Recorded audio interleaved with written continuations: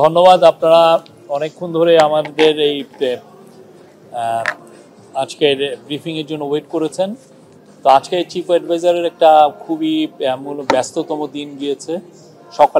সকালে উনি UN general অ্যাসেম্বলির যে ইনঅগুরাল সেশন ছিল, আজকে জানেন আপনি ৮০তম ইউএন জেনারেল অ্যাসেম্বলির সেশন হচ্ছে এবং এইখানে উনি অ্যাটেন্ড করেছেন। ওনার সাথে ছিলেন law adviser Asif Nazrul, energy adviser Fazal Kabir Khan এবং ফরেন অ্যাডভাইজার তৌহিদ হোসেন।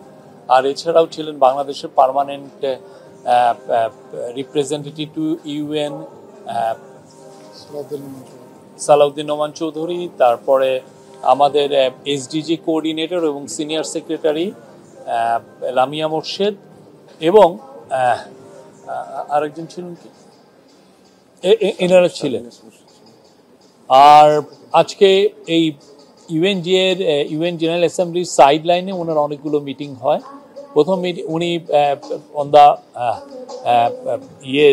মিটিংয়ে ঢোকার মুহূর্তেই উনি যখন শুরু হওয়ার আগে ওনার সাথে চিলির ফর্মার প্রেসিডেন্ট মিশেল ব্যাশেলে, উনি আপনি জানেন উনি ইউএনের হিউম্যান রাইটস অফিসেরও প্রধান ছিলেন, বাংলাদেশেও সফর করেছিলেন। মিশেল ব্যাশেলের সাথে কথাবার্তা হয়। ওনার সাথে WHO-র chief director general Tedros Adhanom, ওনার সাথে কথাবার্তা হয়। তারপরে ওনার সাথে অস্ট্রেলিয়ান প্রাইম মিনিস্টার অ্যান্থনি অ্যালবেনিজের সাথে বেশ কিছু সময় কথাবার্তা হয়। ওনারা এই পুরো মিটিংগুলোতে আমাদের আর তাদের মধ্যে যে মিউচুয়াল যেই ইস্যুগুলো আছে সেগুলো ছাড়াও ইলেকশনের বিষয়ে আসে, রিফর্ম আসে এবং বিশেষ করে অ্যান্থনি অ্যালবেনিজের সাথে বাংলাদেশি যে কমিউনিটি অস্ট্রেলিয়ায় আছে তাদের বিষয়েও আলাপ হয়। উনি চিফ অ্যাডভাইজারকে জানিয়েছেন যে ওনার যেটা কনস্টিটিউয়েন্সি ওইখানে অনেক বাংলাদেশি অরিজিন অস্ট্রেলিয়ান নাগরিক আছেন এবং তাদের ২১শে ফেব্রুয়ারির অনুষ্ঠানে উনি জয়েন করেছেন এর আগে একবার। এছাড়া উনার সাথে WTO-র ডিরেক্টর জেনারেল এনগোজি ইয়োলা সাথে কথাবার্তা, একটা ভালো মিটিং হয়েছে। ওয়ার্ল্ড ব্যাংকের প্রেসিডেন্ট অজয় বাঙ্গার সাথে মিটিং হয়েছে এবং কুইন ম্যাক্সিমা অফ নেদারল্যান্ডের কুইন, তার সাথে কথা হয়েছে। এনগোজি ইয়োলার সাথে মূলত কথা হয়েছে WTO-র যে রিফর্ম, আমরা গ্লোবাল সাউথের একটা রিপ্রেজেন্টেটিভ হিসাবে আমরা WTO রিফর্ম আমরা চাচ্ছি।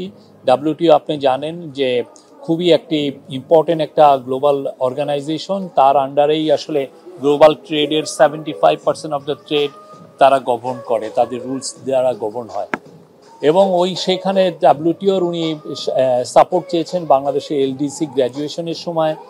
আমাদের তো বেশ কিছু ইস্যু আছে, আমাদের LDC গ্র্যাজুয়েশন আপনি জানেন 2026 সালের শেষের দিকে আমাদের LDC গ্র্যাজুয়েশন হওয়ার কথা এবং যদিও আমাদের বিজনেসম্যানরা এই বিষয়ে ডিলে করার কথা বলছেন এবং তার সাথে আলাপ হয় যে LDC গ্র্যাজুয়েশনের জন্য যদি আমাদের তো কিছু বিভিন্ন দেশে আমরা প্রিফারেন্সিয়াল ট্রেড অ্যাক্সেস পাই, ডিউটি ফ্রি অ্যাক্সেস পাই, সেই প্রিফারেন্সিয়াল ট্রেড অ্যাক্সেস যাতে আমাদের অ্যাফেক্টেড না হয় সেই জন্য আমরা WTO-র হেল্প চেয়েছি। আর অজয় বাঙ্গার সাথে বাংলাদেশের ইলেকশন নিয়ে কথাবার্তা হয়। উনি আবারও জানিয়েছেন ফেব্রুয়ারির প্রথমার্ধে ইলেকশন, এই ইলেকশনের জন্য কি আমরা মেজার নিচ্ছি সেগুলো কথা হয়েছে। এছাড়া আমাদের ইকোনমিক রিফর্মগুলো সামনের মাসগুলোতে কি রিফর্ম হবে, কি কোথায় ফোকাস হচ্ছে সেগুলো নিয়ে আলাপ হয়। চিফ অ্যাডভাইজার জানিয়েছেন যে আমাদের বাংলাদেশের থেকে যে $234 বিলিয়ন শেখ হাসিনার আমলে সাইফন অফ হয়ে গেছে, যারা চুরি করে নিয়ে গেছে, তো সেই টাকাটা ফেরানো তার একটা বড় একটা প্রায়োরিটি, সেই বিষয়ে উনি আলাপ হয়েছেন। আপনি জানেন ওয়ার্ল্ড ব্যাংক এগুলো ক্ষেত্রে যথেষ্ট এক্সপার্টিজ আছে, তারা এগুলো ব্যাপারে হেল্প করে। তারপরে বাংলাদেশের ব্যাংকিং সেক্টর রিফর্ম এবং ফিসকাল রিফর্ম এগুলো বিষয়েও তার সাথে আলাপ হয়। কুইন ম্যাক্সিমার সাথে আলাপ হচ্ছে যে আপনি জানেন উনি হচ্ছেন ইউএনের special advocate on financial inclusion, financial বিষয়ে উনি গ্লোবাল যে ফিনান্সিয়াল ইনক্লুশন একটা খুবই বড় ইস্যু। আপনি জানেন যে ব্যাংকগুলো, গ্লোবাল ব্যাংকগুলো ছোট যারা একটু গরিব জনগোষ্ঠী তাদেরকে ফিনান্সিয়ালি ইনক্লুড করতে চায় না এবং তাদের প্রতি এক ধরনের সিস্টেমেটিক বায়াসনেস কাজ করে এগেনস্টে।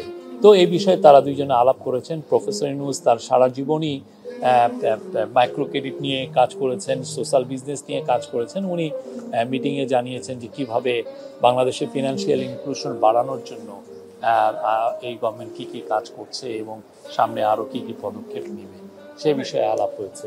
এছাড়া উনি গতকাল আপনারা জানেন যে এসডিজির উনি অ্যাওয়ার্ড পেয়েছেন। আজকে বাংলাদেশে আরও দুই একটা বিষয়ে ওনার মিটিং আছে। আর আজকে বিকালবেলায় ওনার মিটিং আছে প্যারিসের যিনি মেয়র, তার সাথে ওনার একটা মিটিং আছে। এবং এছাড়াও দুইটা উনি এনপিআর, আপনি জানেন আমেরিকার ন্যাশনাল পাবলিক রেডিও হচ্ছে আমেরিকার সবচেয়ে মোস্ট ইম্পর্টেন্ট একটা নিউজ আউটলেটগুলোর একটা, তার সাথে ওনার একটা সাক্ষাৎকার আছে। এবং জেটিওর মেহেদি হাসান, আপনি জানেন মেহেদি হাসানকে সবাই ফলো করেন আমাদের দেশেও অনেকে, তার সাথেও একটা ইন্টারভিউ করা আছে। আর পলিটিক্যাল পার্টির একটা ডেভেলপমেন্ট আছে, এটা আজাদ মজুমদার বলছেন।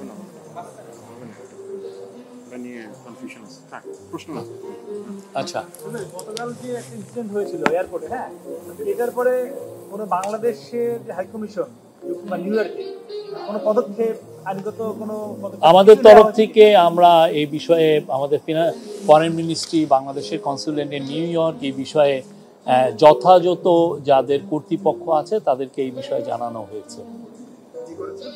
আমরা ওদের যে যথাযথ যে কর্তৃপক্ষ তাদেরকে আমরা জানিয়েছি। নিউ ইয়র্ক পুলিশ ডিপার্টমেন্টকে জানানো হয়েছে। আপনারা দেখেছেন কালকে একজন অ্যাপ্রিহেন্ডেড হয়েছিলেন, এটা দেখেছিলেন।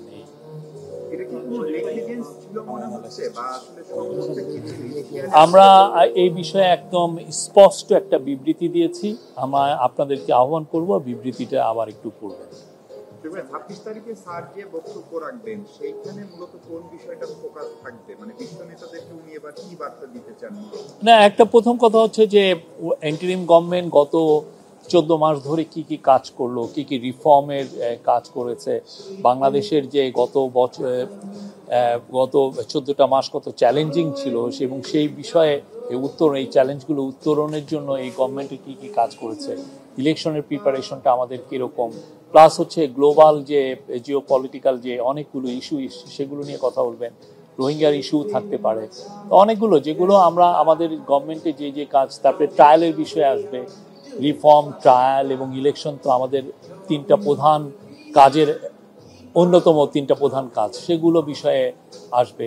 প্লাস হচ্ছে যে উনার গ্লোবাল যে লিডারদেরকে উনার পার্সোনাল কিছু মেসেজ আছে সেগুলো উনি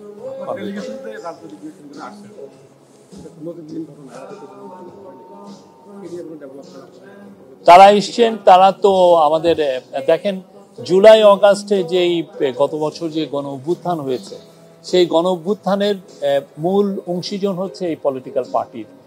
তো সেই জন্যই প্রফেসর ইউনূস এনাদেরকে ইনভাইট করেছেন যে আসেন, আমরা নিউ ইয়র্কে যাচ্ছি। ইউএনের এই বছর হতো 80তম ইউএন জেনারেল অ্যাসেম্বলির 80তম সেশন, খুবই ইম্পর্টেন্ট। আপনি দেখছেন আজকে আমেরিকান প্রেসিডেন্ট ডোনাল্ড ট্রাম্প বক্তব্য দিয়েছেন, ব্রাজিলিয়ান প্রেসিডেন্ট লুলা বক্তব্য দিয়েছেন। খুবই ইম্পর্টেন্ট একটা সেশন। একদম পুরো ইউএন হেডকোয়ার্টার্সে এক কদম হাঁটলেই দেখা যাচ্ছে 5-6 জন ওয়ার্ল্ড লিডারের সাথে দেখা হচ্ছে। তো এই বিষয়গুলো সামনে রেখে ওনাদেরকে আহ্বান করেছেন যে আসেন, তাহলে ইউএন ইজ মানে এই নিউ ইয়র্ক হচ্ছে পুরো গ্লোবাল লিডারদের একটা ভিউ এক্সচেঞ্জের বা মিটিংয়ের একটা প্লেস। তো ওনারাও অবভিয়াসলি তারাও অনেকগুলো মিটিংয়ে অ্যাটেন্ড করবেন এবং অনেক নিজেরাও কিছু কিছু নিজেদের মতো করে অনেকের সাথে মিট করবেন।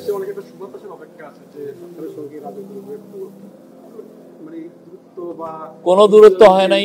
ওনারা সবসময় আমাদের অংশীজন ছিলেন এবং সবগুলো বিষয়ে তাদের সাথে আপনারা দেখেছেন আমরা কিন্তু কন্টিনিউয়াস তাদের সাথে ডায়ালগ করি প্রতিটা মুহূর্তে। প্রফেসর ইউনূস তাদের সাথে আপনার কয়েক দফা আলোক হয়েছে। বিএনপি বলেন, জামাত বলেন, এনসিপি বলেন, অন্যান্য পার্টিগুলো বলেন, সবার সাথেই তো মিটিং হচ্ছে হয়।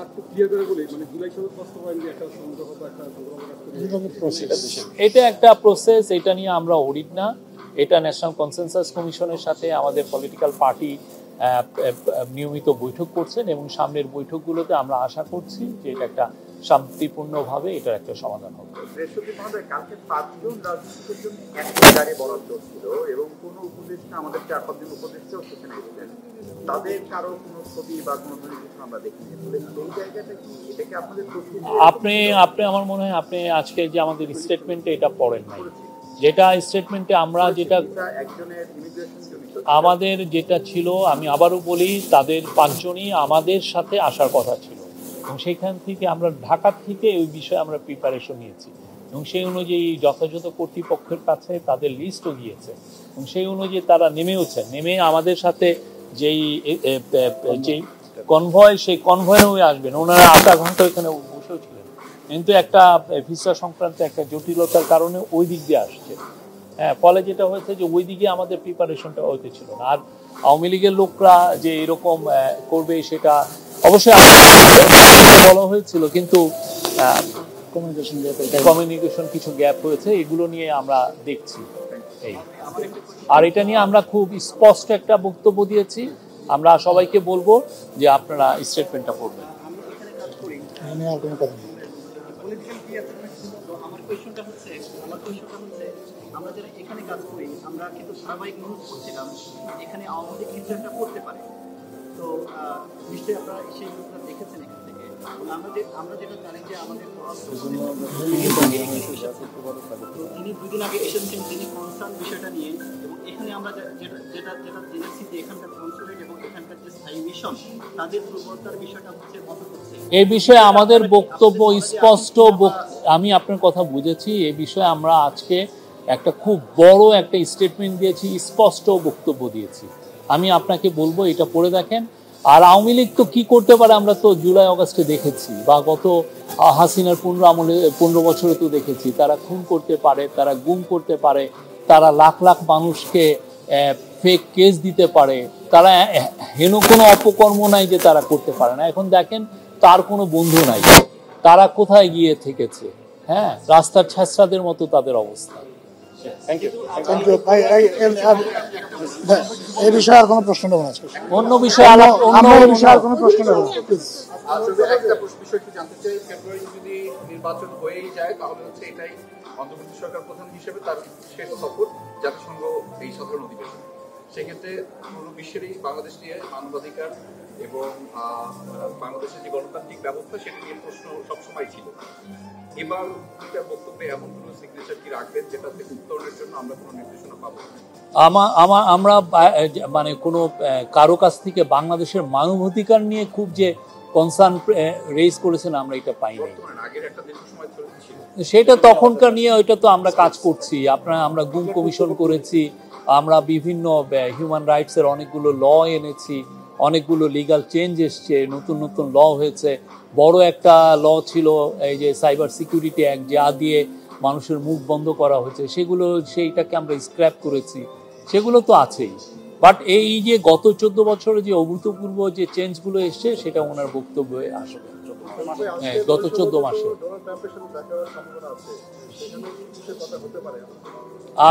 এটা অফিশিয়াল লঞ্চ, এটা অফিশিয়াল বোধহয় ডিনার। এটা থ্যাংক ইউ। আর না, বলেন কোশ্চেন করেন, অসুবিধা নেই। বা ওইটা নিয়ে আর কোশ্চেন আমরা উত্তর দিব না। হ্যাঁ, বলেন অলওয়েজ ওয়েলকাম। আমি লাস্ট যে কোশ্চেনটা, এটা মানে একটা বলা হয় যে কয়লা ধুলে ময়লা যায়, মাঝে মাঝে যায়, আওয়ামী লীগ ধুলে যাওয়ার কোনো আশঙ্কা সম্ভাবনা? এগুলো আমরা আলাপ করতে চাই না। আওয়ামী লীগ কি করতে পারে, আপনারা আওয়ামী লীগের 15.5 বছরেই আপনারা দেখেছেন, যারা একটা ছোট বাচ্চাদেরকে ছাড়ে নাই, খুন করেছে, তারা কি করতে পারে এটা তো আমরা দেখেছি। 80তম অধিবেশনে এবারকার সফরে বাংলাদেশের জন্য যদি বলি সবচেয়ে তাৎপর্যপূর্ণ বিষয়টা কি হতে পারে, সবচেয়ে বড় অ্যাচিভমেন্ট কি হতে পারে? আমরা জানি যে রোহিঙ্গা প্রত্যাশী বাংলাদেশের সবচেয়ে বড় তাৎপর্য হলো পুরো ওয়ার্ল্ড বিশ্ববাসীকে জানানো যে বাংলাদেশের একটা খুবই ইম্পর্টেন্ট, বাংলাদেশের জন্য একটা ফাউন্ডেশনাল ইলেকশন আমরা ফেব্রুয়ারিতে করতে যাচ্ছি। আপনি একটু আগে কে যেন বললেন আমরা ফেব্রুয়ারিতে ইলেকশন হতে পারে না, ফেব্রুয়ারিতে ইলেকশন হবে। হ্যাঁ, ফেব্রুয়ারির প্রথমার্ধে।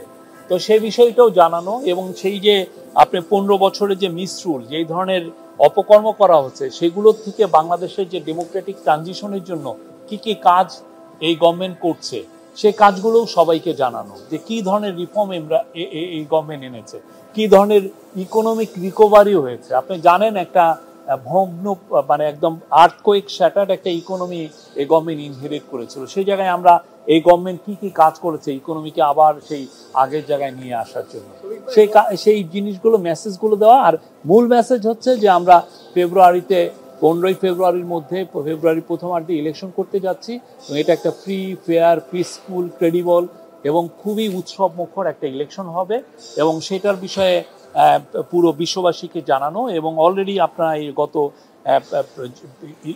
ইন রিসেন্ট মান্থ প্রত্যেকটা ওয়ার্ল্ডের টপ লিডাররা, টপ তাদের এনভয়রা আমাদেরকে জানিয়েছেন যে তারা ফুললি সাপোর্ট দিচ্ছেন এই গভর্নমেন্টকে এই ইলেকশনে।